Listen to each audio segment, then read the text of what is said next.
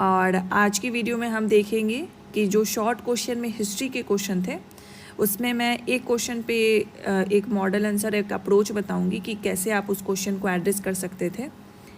And आगे आपको इस मॉडल आंसर और अप्रोच से आपको हेल्प मिलेगी, और जो आप आगे आंसर्स लिखोगे तो उसमें जो भी मैं टिप्स बताऊंगी, जो भी एक अप्रोच बताऊंगी, उसको आप वहाँ पे इम्प्लीमेंट कर सकते हैं। तो जैसे आप सामने देख रहे हो मेन शॉर्ट क्वेश्चंस, तो ये 3 हिस्ट्री के शॉर्ट लेंथ क्वेश्चन हैं जो बीपीएससी ने 68 बीपीएससी ऑनवर्ड्स इसको ऐड कर दिया था। तो हम एक बार ओवरव्यू ले लेते हैं। तो जैसे पहला 2 क्वेश्चन आप देखोगे काफ़ी स्ट्रेट फॉरवर्ड है, जो कि आपने अच्छे से अगर नोट्स को रिवाइज किया होगा तो आपने इसको अच्छे से अटेम्प्ट किया होगा, और ऐसा क्वेश्चन बीपीएससी पूछ चुका है। लेकिन जो तीसरा क्वेश्चन है पटना कलम से, पटना कलम टॉपिक एज ए टॉपिक तो सबको पता है कि हिस्ट्री में इम्पॉर्टेंट है, बट ये थोड़ा क्वेश्चन घुमावदार है, तो मैं इसी क्वेश्चन को एड्रेस करूँगी। फिर इसके बाद जो नेक्स्ट वीडियो आएगी तो उसमें हम एक करेंट अफेयर्स के लॉन्ग आंसर टाइप के क्वेश्चन को देखेंगे। आज की वीडियो में हम एक शॉर्ट क्वेश्चन को देख लेते हैं। तो मैं एक बार पहले साढ़े तीनों क्वेश्चन को मैं पढ़ लेती हूँ और एक थोड़ा सा अप्रोच बता देती हूँ कि पहले दो क्वेश्चन में कैसा होना चाहिए। थर्ड क्वेश्चन में हम डिटेल अप्रोच देखेंगे इसका। तो पहला क्वेश्चन है, how did modern sculpture and architecture differ in the terms of material, technique and purpose?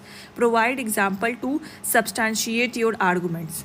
मौर्यकालीन मूर्तिकला और वास्तुकला सामग्री, तकनीक और उद्देश्य के मामले में कैसे भिन्न थी? अपने तर्कों को उदाहरण सहित स्पष्ट करें। तो मॉडर्न स्कल्पचर एंड आर्किटेक्चर्स में आपने different types of modern arts पढ़े होंगे। फॉर एग्जांपल पैलेसेस हैं, विहारास हैं, स्तूपास हैं, पिलर्स हैं, स्कल्पचर्स हैं, पेंटिंग्स हैं। तो ये सारे डिफरेंट आर्किटेक्चर्स पाए जाते हैं। अब उसमें भी आपने जब उसको डिटेल फॉर्म में अंदर से, जैसे आपने पैलेसेस पढ़े तो आपने पढ़े होंगे कि कैसे पैलेसेस बिल्ड होते थे। तो मोनोलिथिक पिलर्स का यूज़ हुआ था, वुडन बाउंड्रीज बनाई गई थी। तो इवन आप जब स्तूपास पढ़ोगे तो उसमें भी है कि किस तरीके के स्तूपास थे और क्या उसका स्ट्रक्चर था, क्या टेक्निक यूज़ की गई थी। इवन आप जब पिलर्स पढ़ोगे तो उसमें भी पता है कि मोनोलिथिक पिलर थे और कौन से स्टोन का यूज़ होके पिलर्स को बनाए जाते थे। तो यहाँ पे क्या पूछा जा रहा है? यहाँ पे पूछा जा रहा है कि मटेरियल कौन सा यूज़ होता था, टेक्निक कौन सा यूज़ होता था, पर्पस क्या था। तो ये सारे बहुत ईजिली उससे एड्रेस हो जाएंगे। हमें मटेरियल पता ही है, अगर हम पिलर्स को लेके चलें तो मटेरियल हमें पता है कि स्टोन्स को यूज़ किया जाता था, मेटल्स को यूज़ किया जाता था। अगर हम पिलर्स का एग्जांपल लें, टेक्निक बताएं, टेक्निक अगर लें तो हम इसमें लेंगे कि मोनोलिथिक ही यूज़ किया जाता था स्टोन, जिसको सेंटर ऑफ ग्रेविटी की मदद से एक बैलेंसिंग दिया जाता था। एंड अगर हम पर्पस बताएं तो टू प्रोमोट बुद्धिज़्म। ठीक है। उसी तरह आप जब इसमें पढ़े होगे पैलेसेस, तो पैलेसेस में आपको पता है जो कुम्हड़ार पैलेस है तो कैसे बिल्ड हुआ था, तो उसमें भी आप बताओगे कि मोनोलिथिक पिलर्स का यूज़ हुआ था। जो बाउंड्रीज थी वो वुडन बाउंड्रीज थी। एंड उसका पर्पस आप बताओगे कि क्या पर्पस के लिए पैलेसेस को बनाया गया था। तो आप बताओगे कि वहाँ पे मीटिंग्स एंड सभा अरेंज होती थी। इवन प्रिस्ट के रेसिडेंस के लिए भी पैलेसेस को भी यूज़ किया जाता था। इस तरीके से आप पर्पस भी बताओगे। तो ये काफ़ी स्ट्रेट फॉरवर्ड आंसर है, जिसका क्वेश्चन है जिसका आंसर आप इजीली लिख सकते हो। तो इसलिए हम इसको डिस्कस नहीं करेंगे। आई होप आप पता चल गया होगा कि इसको कैसे अप्रोच लेना था इसका। सेकंड हम देखते हैं, द पाला period mark the last significant phase of the Buddhist art in Bihar and India, comment with example. Again ये बहुत ही स्ट्रेट फॉरवर्ड है। आपने जब पाला पढ़ा होगा, पाला आर्ट पढ़ा होगा, तो आपने बुद्धिज़्म का काफ़ी एप्लीकेशन इसमें देखा होगा। पाला आर्ट में सबसे इम्पॉर्टेंट होता है स्कल्पचर्स। तो स्कल्पचर्स में इन्होंने बुद्धा के अलग अलग फॉर्म्स के स्कल्पचर्स बनाए हैं। मेटल के स्कल्पचर है, स्टोन के स्कल्पचर्स हैं। तो स्कल्पचर में आपको दिखेगा स्तूपा भी पाला आर्ट के टाइम काफ़ी फेमस था। तो इन सब का हमें जिक्र करना है और बताना है कि कैसे ये बुद्धिज़्म को प्रमोट करते थे। एंड जो आप देखोगे ना, जो पाला जो एम्पायर थी, ये one of the last empire थी जिसमें बुद्धिज़्म को इतना सिग्निफिकेंस दिया गया था। इसको आप एड्रेस करने के लिए एक तो आप इसका टाइमलाइन बताओगे कि पाला एम्पायर कब था। सेकंड, आप बताओगे कि इसके बाद के जो भी एम्पायर्स आए, डायनेस्टीज बनी, उसमें कहीं ना कहीं ये फेड होने लगा। कहीं ना कहीं पाला एम्पायर में जो भी फेड होने लगा मुगल्स के आ जाने से, हिंदू रूलर्स के आ जाने से, तो कहीं ना कहीं उनके रिलीजन्स ओवर पावर करने लगे और कहीं ना कहीं बुद्धिज़्म का जो इम्पैक्ट था ओवरऑल डायनेस्टी पे फेड होने लगा। दैट्स वाई हम पाला को बोलते हैं it is one of the last empires who promoted Buddhism in their art form. और उसको सिग्निफिकेंस उसको बताने के लिए we use their arts form, sculpture हो गया, स्तूपाज हो गया, विहाराज हो गया, पेंटिंग्स हो गया। इवन पेंटिंग्स में मुराल पेंटिंग्स पाला आर्ट में काफ़ी फेमस है। उसमें भी डिपिक्शंस होता था, बुद्धा के जो भी इम्पोर्टेंट सिम्बॉल्स हैं उनका डिपिक्शन होता था। इवन जो पाला आर्ट के टाइम कुछ यहाँ पे टेम्पल बनी थी, तो उसका इन्होंने तिब्बत में मोनेस्ट्री बनाने के लिए पाला आर्ट से ही इंस्पिरेशन लिए गई थी। तो ये सब आप जिक्र करोगे, ठीक है। एक तो बताओगे कैसे वन ऑफ द लास्ट था, प्लीज़, और उसको बताने के लिए कि वन ऑफ द लास्ट तो था ही, लेकिन कैसे ये बुद्धिज़्म को प्रमोट करते थे और कैसे बुद्धिज़्म का कितना बड़ा इम्पैक्ट था, उसको सब्सटेंशिएट करोगे इनके आर्ट फॉर्म को डिस्क्राइब करते हुए। ऑलराइट, तो ये आप सेकंड क्वेश्चन इस तरीके से डील कर सकते हो कि पाल कला ने बिहार और भारत में बौद्ध कला के अंतिम महत्वपूर्ण चरणों को चिन्हित किया। तो मैंने जो अभी एक्सप्लेनेशन दिया है वो बहुत ही हिंदी लैंग्वेज में ही दिया है, बस जो भी कंटेंट लिखा है वो इंग्लिश में लिखा है, बट आप ओवरऑल जिस्ट ले लिए होगे कि मैंने किन किन पहलुओं पे बात किया है। कि आपको पहले बताना है कि कैसे ये one of the last empire था, कि सबसे ये अंतिम ही एम्पायर था जिसमें बुद्धिज़्म को इतना प्रमोट किया गया था इनके आर्ट आर्किटेक्चर में। सेकंड, आप ये बताओगे कि अगर बुद्धिज़्म को ये प्रमोट करते थे तो कैसे करते थे। तो इनके जो भी आर्ट फॉर्म्स थे, पिलर हो गया, पिलर नहीं, स्तूपाज हो गया, स्कल्पचर हो गया, जो मूर्तियाँ थी, तो ये मेटल की भी मूर्तियाँ बनाते थे और स्टोन की भी मूर्तियाँ बनाते थे, पत्थर की भी मूर्तियाँ बनाते थे। सेकेंड, इनकी पेंटिंग्स हो गई जिसको मुराल पेंटिंग्स बोलते हैं, तो उसमें भी ये बुद्धा के जो अलग अलग सिम्बॉल्स हैं, जो चिन्ह होते हैं, जो ऑस्पेशियस चिन्ह थे, उनका ये इस्तेमाल करते थे। तो उस तरीके से आप इसको बता दोगे। अब हम थर्ड क्वेश्चन पे आते हैं। तो ये तीनों क्वेश्चन में आप देखोगे कि ये वाला जो थर्ड क्वेश्चन है ये थोड़ा टेढ़ा क्वेश्चन है, ये सीधा क्वेश्चन नहीं है। तो हम इसको देखेंगे कि पटना कलम is an example of regional adaptation and synthesis in Indian painting transition, discuss it's specification. तो पटना कलम भारतीय चित्रकला परंपराओं में क्षेत्रीय अनुकूलन और समन्वय का एक उदाहरण है, इसकी विशेषताओं पे चर्चा करें। तो हम इसको पहले लिख लेते हैं कि ये बोलना क्या चाह रहा है। रीजनल एडेप्टेशन एंड सिंथेसिस क्या है? एग्जाम्पल है पटना कलम। ये इसका क्वेश्चन है। क्षेत्रीय अनुकूलन, डिस्कस इट स्पेसिफिकेशंस। तो क्षेत्रीय अनुकूलन, इसके स्पेसिफिकेशन,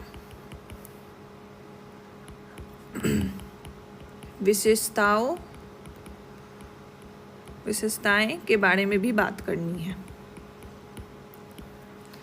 अब यहाँ पे देखिए, जब आपने पटना कलम को इसका अप्रोच पहले क्या होगा उस पर पहले बात कर लेते हैं। और पहले जब आपने नोट्स इसका बनाया होगा, जो हमने नोट्स प्रोवाइड किए, तो उसमें आपने क्या क्या पढ़ा होगा।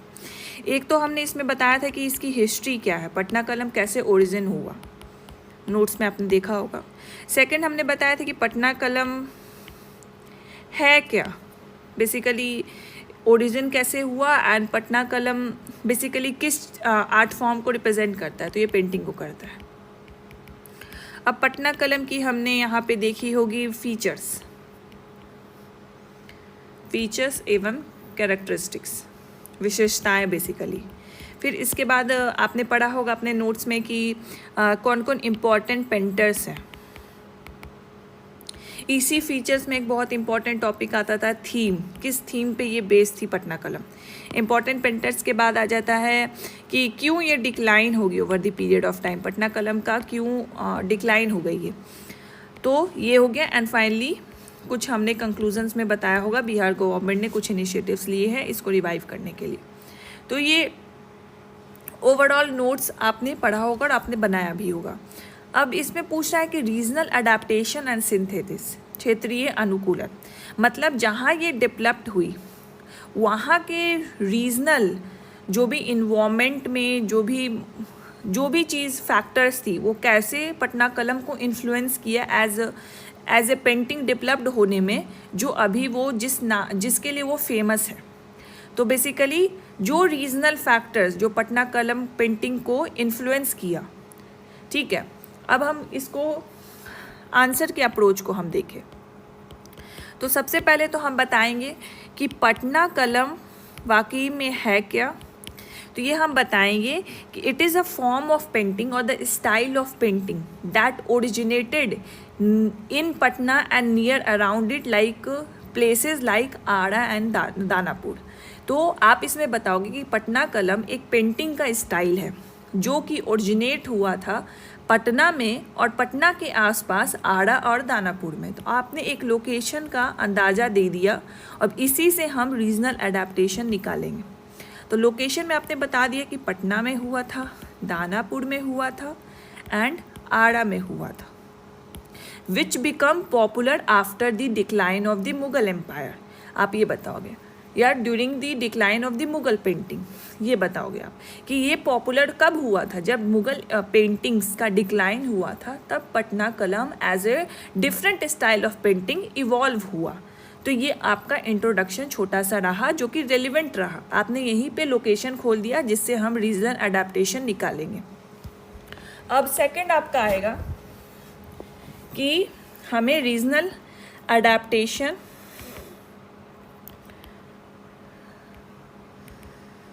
एंड सिंथेसिस इसका निकालना है, जो कि क्षेत्रीय अनुकूलन निकालना है। तो सबसे पहले जो ओरिजिन हुआ उसी से हम रीजनल अडेप्टेशन निकालते हैं। आपने ओरिजिन इसका पढ़ा होगा कि जब मुगल औरंगजेब के टाइम जब वो पेंटर्स को उतना वैल्यू नहीं देते थे, उनके जो आर्ट वर्क्स है उसको उतना महत्व नहीं देते थे क्योंकि उनको पेंटिंग में रुचि ही नहीं थी। तो उन्होंने पेंटर्स को बिल्कुल अपने पैट्रोनेज से हटा दिया था। और अगर पेंटर्स जो पहले ज़माने के पेंटर्स थे वो किंग के पैट्रोनेज में रहते थे, मतलब उनकी छत्र छाया में रहते थे, वो किंग के लिए पेंटिंग करते, वहीं से उनको उनकी इनकम मिल जाती थी। बट जब औरंगजेब आए, उनके बाद भी जो रूलर आए, तो पेंटिंग्स में दिलचस्पी नहीं थी, जिसकी वजह से उनका इनकम और जो भी था सब कुछ ख़राब हो गया। तो वो जब उसी टाइम जो पटना था वो एज ए कमर्शियल सेंटर की तरह उभर रहा था। तो पेंटर्स ने सोचा कि वहाँ पे कमर्शियल सेंटर बन रहा है, ईस्ट इंडिया कंपनीज़ के ब्रांचेज हैं, एज वेल एज जो रिच इंडियंस हैं वो पटना के अराउंड रह रहे हैं और पटना में रह रहे हैं, तो हम उन्हीं के पैट्रोनेज में जाते हैं और वहीं से पटना कलम डेवलप्ड हुआ as a new style of painting. तो ये ओरिजिन हुआ। तो ओरिजिन में भी आप ये लिख सकते हो कि it attracted towards the evolving commercial ground during that time, that is Patna and near Patna. So that's why it is highly influenced by the societal factor of rich and East India Company's people living there. या East India Company ने Britishers living there, rich Indians and Britishers living there. ये आपका origin में आपने regional adaptation दिखा दिया। अब हम सेकंड पे आते हैं कि अब हमें रीजनल, ये तो हमने ओरिजिन में बता दिया कि कैसे ये अफेक्ट हुआ पटना और नियर बाई पटना प्लेसेस के अकॉर्डिंग। अब सेकंड में हम आएंगे कि अफेक्ट तो हुआ लेकिन एक्चुअली फीचर और कैरेक्टरिस्टिक में, विशेषताओं में क्या फ़र्क पड़ा। तो फर्स्ट हम इसमें बताएंगे थीम्स। शॉर्ट लेंथ क्वेश्चन है तो हमें ज़्यादा इसके डिटेलिंग में नहीं जाना है, हमें इसको 2 पन्ने में कंप्लीट करना है, 2 पेजेस में इसको कंप्लीट करना है। और हमारे पास कितने हैं, 6 मिनट्स के अराउंड टाइम है इसको कंप्लीट करने के लिए, तो हम उसी हिसाब से लिखेंगे। तो आपको थीम्स पता होगा, तो थीम्स आपको पता है कि जो बेसिक सोसाइटल थीम, सोसाइटल में इवेंट चलते थे, सोसाइटी में जो इवेंट चलती थी उस पे जो पेंटर्स थे पटना कलम के, उन्होंने पेंटिंग्स बनाई थी। तो थीम्स लाइक इसको हम अलग अलग डिवीज़न में डिवाइड कर देंगे कि क्या क्या वो थीम्स लेते थे। तो सबसे पहले जो थीम्स के आधार पे जो क्लासिफिकेशन है, तो उसको क्लासिफिकेशन आप लिखोगे कि एक तो मिनिएचर फिरिकास बनाते थे ये, जिसमें डे टू डे लाइफ का वो जिक्र करते थे, इसके थीम पे बनाते थे। एक फिर होता था जो गेट टुगेदर्स फंक्शंस होते थे, जो इवेंट्स होते थे, फॉर एग्जांपल सेलिब्रेशंस होते थे, मैरिज हो गया, मुस्लिम मैरिज हो गया, बर्थडे हो गया, उस तरीके से जो भी फंक्शन है, मुंडन हो गया, तो उस तरीके का ये फुनरल्स कस्टम्स हो गए, तो उस तरीके का उस वाले थीम्स पे भी ये पेंटिंग बनाते थे। थर्ड हो गया कि किसी इंडिविजुअल्स के दिनचर्या पे भी इन्होंने पेंटिंग्स बनाई है, कोई आइटम है, कोई क्रिएचर्स है, उस पे भी इन्होंने पेंटिंग बनाई है। तो फॉर एग्जांपल मदरसा जैसे स्कूल चलती थी तो उस पर इन्होंने पेंटिंग बना दी। जो सेंट्स होते थे, पंडित होते थे, वो टेंपल जा रहे हैं, टेंपल से लौट रहे हैं, टेंपल में उनका क्या कार्य रहता है, उस पर इन्होंने पेंटिंग बनाती। तो एक तरीके से थीम्स के बेस पे इनका भी क्लासिफिकेशन था और ये बनाते थे।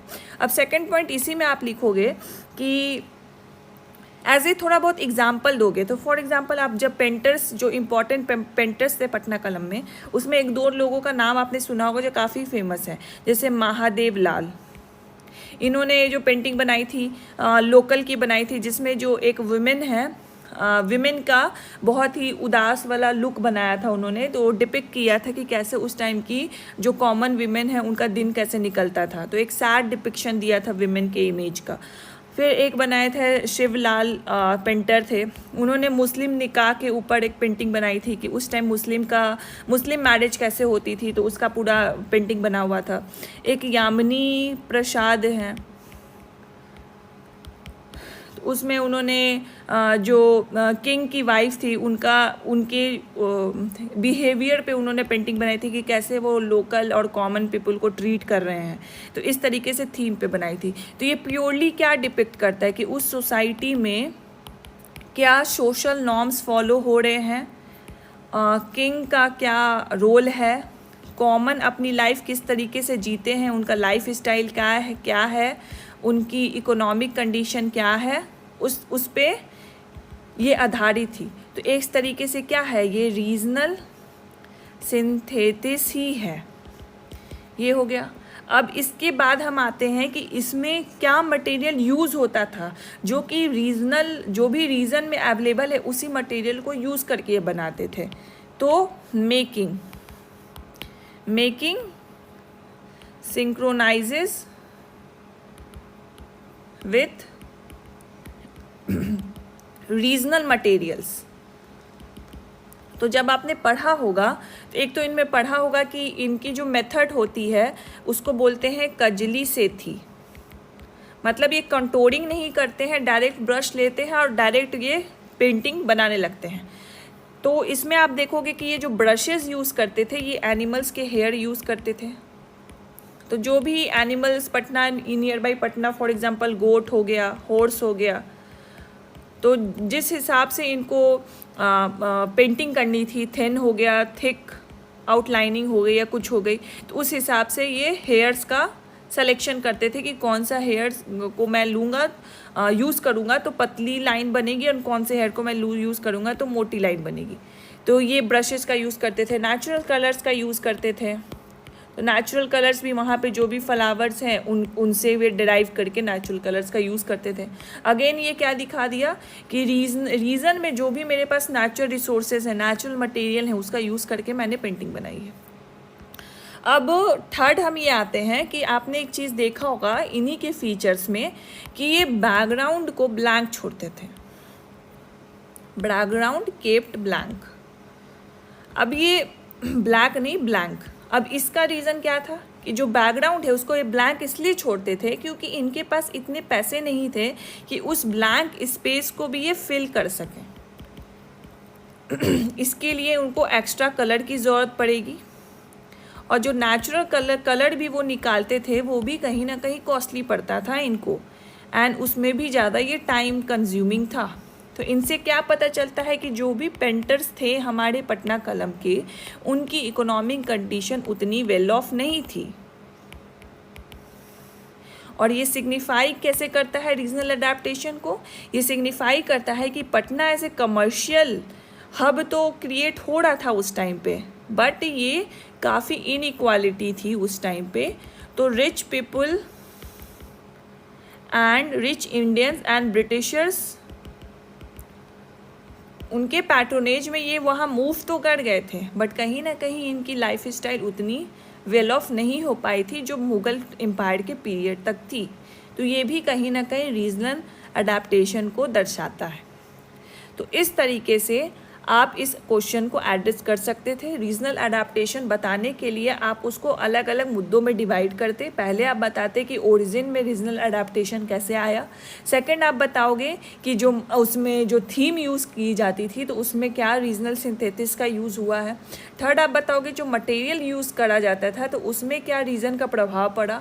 एंड फोर्थ आप बताओगे कि जो पेंटर्स एक्चुअली थे उनकी क्या इकोनॉमिक कंडीशन थी और उस इकोनॉमिक कंडीशन को कैसे उन्होंने पेंटिंग को एज एक डिफरेंट कैरेक्टरिस्टिक दिया बैकग्राउंड्स को यूज़ नहीं करते हुए। इसी तरह 2-3 पॉइंट और निकल सकते हैं, बट ये शॉर्ट लेंथ क्वेश्चन है तो हमें 3 से 4 point is enough and 2 pages करने के लिए। एंड 3 से 4 पॉइंट एंड इवन इंट्रोडक्शन होगा आपका एंड एक कंक्लूज़न होगा जिससे कि आपका ये आंसर कंप्लीट हो जाएगा। एंड कंक्लूज़न में आप फिर यही बताओगे कि पटना पेंटिंग कि it is a unique style of painting और ये बहुत एक्स्ट्रा ऑर्डिनरी हेरिटेज है बिहार गवर्नमेंट के लिए और बिहार के लिए, which has decline over the period of time, जो कि धीरे धीरे डिक्लाइन होता गया। बट रिसेंटली तो नहीं बोलेंगे, लेकिन बिहार गवर्नमेंट ने इसको रिवाइव करने के लिए ट्राई किया था। बिहार की जो एनुअल मैगजीन निकलती है उसमें पटना कलम को एक स्पेशल स्पेस मिली थी उसको डिपिक्ट करने के लिए। इवन ट्रेन्स पे भी पटना कलम को उस पर पेंट किया गया था so that Patna Kalam as a painting फिर से रिवाइव हो सके। तो ये सारे स्टेप्स के साथ आप कंक्लूड करोगे। तो ये ओवरऑल था कि कैसे आपको क्वेश्चन को अप्रोच करना है। जो आपने पढ़ा है उसी को तोड़ के लिखना है, उसी को मोल्ड कर करके आपको एक क्वेश्चन को एड्रेस करना है। तो दिस इज़ हाउ जो थर्ड क्वेश्चन था हमारा, इसको हम एड्रेस कर सकते थे। अब जो नेक्स्ट का क्वेश्चन है तो इसमें हम डिस्कस करेंगे, इसको नेक्स्ट वीडियो में ही लाएंगे। तो इसमें मैं सोच रही हूँ मैं पहला जो क्वेश्चन है, क्योंकि ये G20 वाला जो क्वेश्चन है ये मैंने डिस्कस कर रखा है तो ये यूट्यूब चैनल पे अवेलेबल है, तो आप वहाँ से देख लीजिएगा कि इसका क्या अप्रोच रहेगा। एंड ब्रिक्स वाला क्वेश्चन नहीं डिस्कस है तो मैं सोचूँ यही वाला क्वेश्चन डिस्कस करेंगे। ये भी काफ़ी स्ट्रेट फॉरवर्ड है, तो यही वाले क्वेश्चन को हम नेक्स्ट वीडियो में देखेंगे।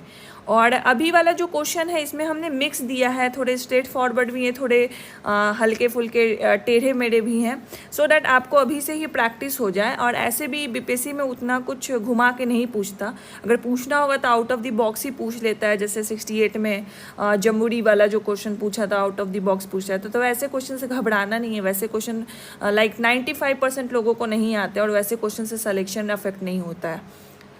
तो ठीक है, नेक्स्ट वीडियो में हम करंट अफेयर्स के 1-2 क्वेश्चन को एनालाइज करेंगे, देखेंगे किस तरीके से आप अप्रोच कर सकते थे उसको। एंड इसी तरह मेंस के लिए अच्छे से पढ़िए, नोट्स को रेफ़र कीजिए एंड अपना शॉर्ट नोट्स बनाइए और साथ ही साथ जो भी टेस्ट होता है उसको कंपल्सरली देना है, तभी आपकी प्रैक्टिस होगी और सुधार होगा mains answer writing. Because mains का जो एग्ज़ाम है it's all about the game of answer writing. जब तक आप आंसर राइटिंग नहीं करोगे वहाँ आप अच्छा क्वेश्चन आंसर लिख ही नहीं सकते हो। तो इसीलिए आई ऑलवेज एम्फेसिस कि आप आंसर राइटिंग करो। हम